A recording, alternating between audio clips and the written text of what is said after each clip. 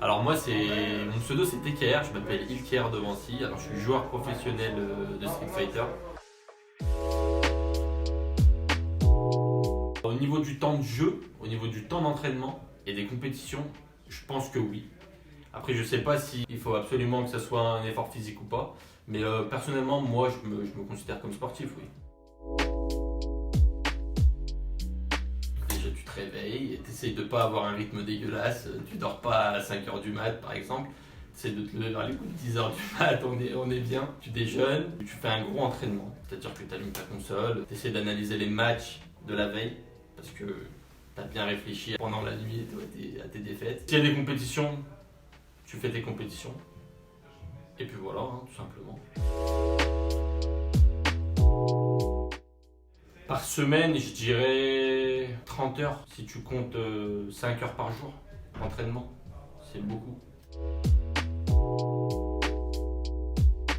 Énormément de déplacements. Donc avant le Covid, on allait beaucoup en Europe. Parce qu'il y a un tournoi, il y a une compétition qui s'appelle le Capcom Pro Tour.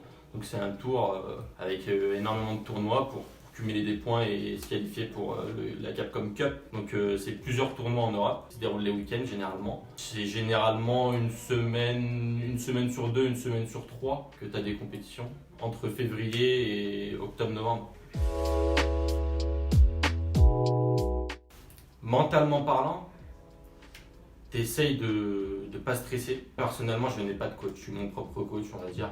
J'essaye de parler un petit peu avec les collègues qui sont eux aussi professionnels pour calmer un peu les esprits, tu vois. Pour pas trop stresser, pour avoir des conseils, pour avoir des encouragements aussi, c'est très important d'avoir des encouragements de ses coéquipiers. Ce que j'appelle des coéquipiers, c'est des personnes avec qui j'ai fait des compétitions depuis le début. Tu joues contre ces gens-là, mais quand tu vas en déplacement, dans des tournois à l'international, tu tombes très rarement contre tes potes. Non, honnêtement, j'avais envie de vivre des jeux vidéo, mais être joueur pro, non, c'était pas quelque chose que j'avais spécialement envie de faire. Non. C'est venu au fil du temps, à force de jouer, je me suis dit, putain, mais j'aimerais bien vivre de ça au bout d'un moment, et puis voilà.